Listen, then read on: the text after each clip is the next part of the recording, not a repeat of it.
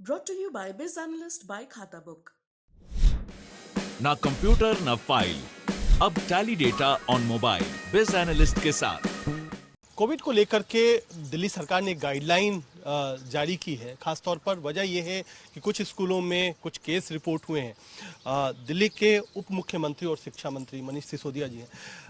क्या लगता है क्या कि ये गाइडलाइन जो है वो काफ़ी रहेगी आने वाले समय में, जिस तरीके से जो कंसर्न है पेरेंट्स का भी और स्कूल का भी, उनका भी? देखो, अभी हमारा मकसद है कि पढ़ाई भी चलती रहे और बच्चों की सुरक्षा, टीचर्स की सुरक्षा को भी ध्यान में रखें।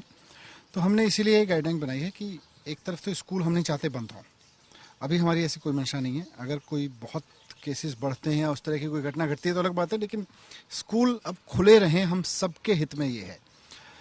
तो इसीलिए गाइडलाइन दी है कि भाई अगर किसी स्कूल में किसी टीचर को या किसी बच्चे को कोविड पाया जाता है तो आप डिसीजन ले लें स्कूल लेवल पे। आपको वो क्लास बंद करनी है या आपको वो विंग बंद करना है जिस विंग के बच्चे या टीचर को कोविड था। बहुत को ये लग रहा है कि जिस व्यक्ति को कोविड था वो पूरे स्कूल में ही घूमा है, तो आप कुछ दिन के लिए स्कूल बंद करने का भी निर्णय ले लें, लेकिन इसको ब्लैंकेट नहीं करेंगे, इसको पूरे दिल्ली के लिए लागू नहीं करेंगे। तो ये एक अच्छा अभ्यास रहेगा, वरना कहीं किसी में कोविड आया और हम सारे स्कूल बंद कर दें, ये तो अच्छी चीज़ नहीं रहेगी।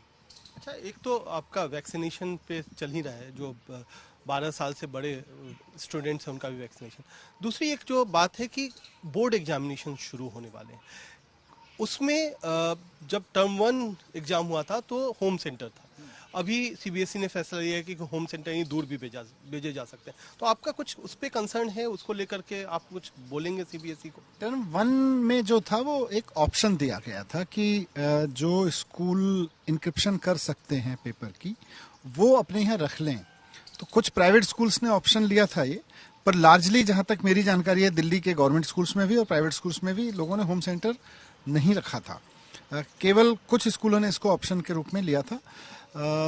मुझे नहीं लगता कि अभी इस तरह के किसी डिसीजन को बदलने की ज़रूरत है। अभी सब ठीक चल रहा है और अगर कोई बहुत ऐसी अनटोवर्ड घटना नहीं घटती है जिसकी वजह से हमें डिसीजन चेंज करने पड़े या कोई ऐसा स्केल नहीं आ जाता है, तो अभी तो ठीक डिसीजन है ये। और सीबीएसई इसी को तैयार करे, इसी के हिसाब से तैयारी करे, क्योंकि देखिए बच्चे को तो एग्ज़ाम देना है। वो अपने स्कूल की डेस्क पे जाके दे या दूसरे स्कूल की डेस्क पे जाके दे, उससे क्या फ़र्क पड़ता है। जितनी सुरक्षा या असुरक्षा दूसरे स्कूल में, उतनी अपने यहाँ भी है। तो आपको लगता है क्या कि जो एक कई सारे, क्योंकि हमने कई सारे स्टूडेंट से भी बात की, पेरेंट्स से भी बात की, उनका कहना है कि अपने स्कूल में एक ज़्यादा सुरक्षित महसूस करता है स्टूडेंट? नहीं है, तैयारी है। देखिए दूसरे स्कूल में अब जाएंगे तो वहाँ के टीचर्स भी रेस्पॉन्सिबल हैं, वहाँ का स्टाफ भी रेस्पॉन्सिबल है, उनके भी बच्चे किसी दूसरे स्कूल में जा रहे हैं। तो ये फेयर होना लाजमी है बच्चों के मन में, और बच्चे और भी बहुत कारणों से चाहते हैं कि उनका होम सेंटर रहे, एक अलग तरीके का माहौल रहता है। पर कोविड के पॉइंट ऑफ व्यू से मुझे नहीं लगता कि अभी हमें इस डिसीजन को बदलने की जरूरत है। सीबीएसई अब तैयारी करे और अपने टीचर्स को और सबको जो भी गाइडलाइंस जारी करेगा, जो भी सीबीएसई गाइडलाइंस होंगी हम भी फॉलो करेंगे उसको। अच्छा, आपने जो गाइडलाइन जारी की है, एक तरीके से ये लग रहा है क्या कि इसका उद्देश्य यही है कि जो पढ़ाई में गैप हो गया है उसको अब और ना बढ़ने दिया जाए। तो उसको लेकर के भी एक कोई आप मैकेनिज्म निकाल रहे हैं, जो गैप हुआ है पिछले 2 सालों में, उसको किसी न किसी तरीके से भरा जाए? हमने दिल्ली में पूरी कोशिश की है कि एक तो हम असेसमेंट करा रहे हैं अपने सारे बच्चों का, हमने एमसीडी के साथ भी बैठे हैं और हमारा टीचर्स की ट्रेनिंग हो गई है एमसीडी के भी और दिल्ली सरकार के भी। और अब हम अपने बच्चों को असेसमेंट करके कि वो अपने बेसिक रीडिंग और न्यूमरेसी के लेवल पे कहाँ खड़े हैं, उसके हिसाब से हम उसको उसकी क्लास का कंटेंट पढ़ाएं या पहले उसकी बेसिक रीडिंग और बेसिक न्यूमरेसी पे काम करें, ख़ासतौर से 8वीं तक के बच्चों के लिए। ये हमने पुश किया है। बाकी बच्चों के लिए हमने जो अलग से सब्जेक्ट तैयार करना, उनके लिए अभी समर कैंप लगेंगे। इनफैक्ट मैं आपके माध्यम से भी सारे दिल्ली के पेरेंट्स को कहना चाहूँगा कि इस बार गर्मी की जो छुट्टियों के महीने होते हैं, जैसे अभी अप्रैल मई वाले ख़ासतौर से, इसमें घर जाने की जल्दबाजी ना करें। कहीं शादी वादी में भी जाना है तो थोड़ा बच्चों की पढ़ाई को स्टेक पे रख के ना जाएँ, उसके रिस्क लेके ना जाएं। बच्चों की पढ़ाई इंपॉर्टेंट है और इस बार जो नॉर्मल गर्मियों की छुट्टी के महीने होते थे वो दिल्ली में पढ़ाई के महीने होंगे, क्योंकि काफ़ी नुकसान हो चुका है। तो अभी जाएं ना दिल्ली से। कुछ इवैल्यूएशन मैकेनिज्म को भी बदलेंगे, क्योंकि बच्चे कुछ कमज़ोर तो हुए हैं पढ़ाई में, जो ये पूरा ऑनलाइन का सिस्टम रहा है, तो उसमें कुछ बदलेंगे या फिर ऑनलाइन ऑफलाइन मिक्स का भी कुछ आपने कुछ सोचा? ऑफलाइन देखिए, अल्टीमेटली इवैल्यूएशन में अभी टेक्नोलॉजी दुनिया में इतनी मतलब दुनिया के सारे देशों को भी मैं स्टडी करते रहता हूँ, वहाँ पे भी इतना नहीं है कि हम सारा इवेल्यूशन सिस्टम ऑनलाइन कर लें। हमने यहाँ कुछ प्रयोग किए हैं दिल्ली में भी इवेल्यूशन के, कि बच्चे अपने उस पर लिखें और उसका ऑनलाइन असेसमेंट हो जाए, पर उसमें तो भी बहुत टाइम लगेगा। पर अभी जो सीबीएसई ने योजनाएं बनाई हैं, आई थिंक सीबीएसई की गाइडलाइंस अभी के हिसाब से और कोविड वगैरह को देखते हुए ओवरऑल ठीक है।